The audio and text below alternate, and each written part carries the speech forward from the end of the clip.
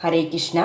यस्मान्नोद्विजते लोको लोकान्नोद्विजते च यग हर्मा सामर्स भयोद्वेगैर् मुक्तो ये च समे प्रियग।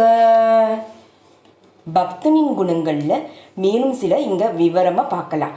இதே போல் பக்தனால் யாரும் கஷ்டமோ ஏக்கம் பயம் இல்லைன்னா அதிருப்திக்கு அவங்க உள்ளாரதே இல்லை.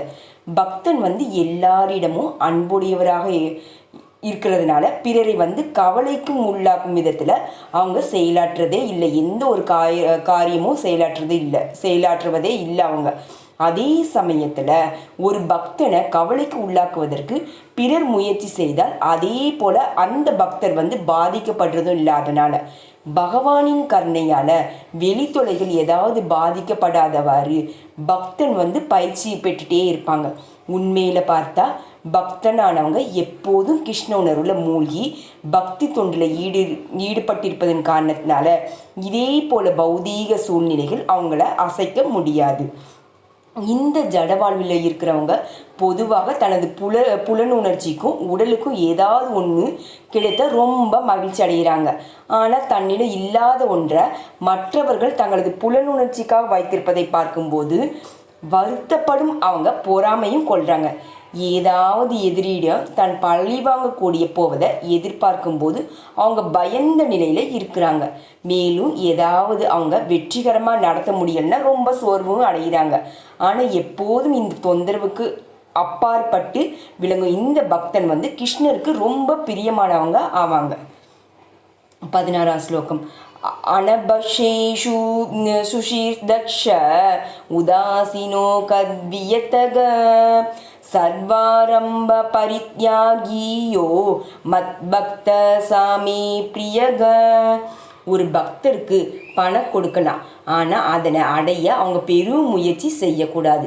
கடவுளின் கருணையால் பணம் தானாக அவங்களுக்கு வந்தால் அவங்க சஞ்சல் அடைகிறதும் இல்லை. இயல்பாகவே ஒரு நாளில் 2 முறை நீராடும் பக்தர் பக்தி தொண்டை நிறைவேற்றுவதற்காக அதிகாலையில் எந்திரிக்கிறாங்க. இதே போல் அவங்களோட உள்ளும் புறமும் இயற்கையாகவே தூய்மையாகவே இருக்குது.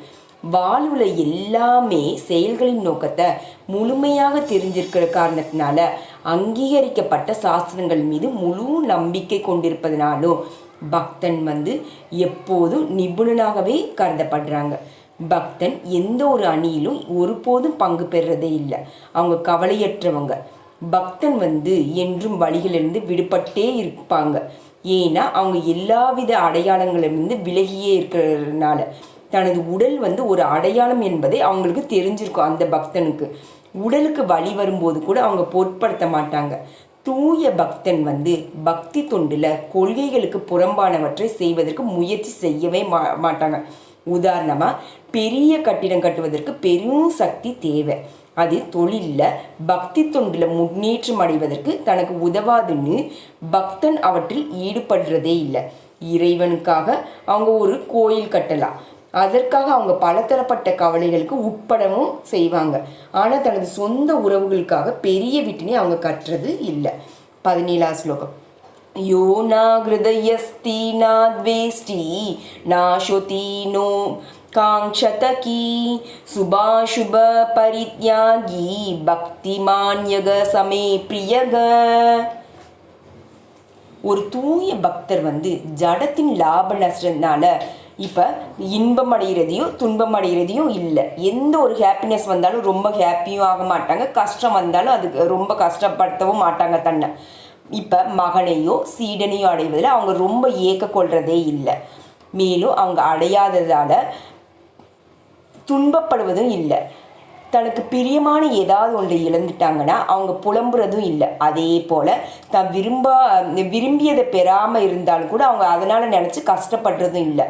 எல்லா விதமான மங்களமான அமங்கலமான மற்றும் பாவ செயல்களின் பார்வைக்கு அவங்க அப்பாற்பட்டவங்க. அதற்கும் மேலான அந்த பக்தர் இருப்பாங்க. முழுமுதற் கடவுளின் திருப்திக்காக எந்த விதமான அபாயத்தை சந்திக்க அவங்க தயாராகவே இருப்பாங்க. பக்தி தொண்டை ஆற்றுவதில் அவங்களுக்கு எந்த ஒரு தடங்களும் கிடையாது. அதற்கு பக்தன் கிருஷ்ணருக்கு ரொம்பவும் பிரியமானவங்களா ஆவாங்க. ஹரே கிருஷ்ண கிருஷ்ண கிருஷ்ண ஹரே ஹரே ராம ராம ராம ஹரே ஹரே ஹரே கிருஷ்ணா.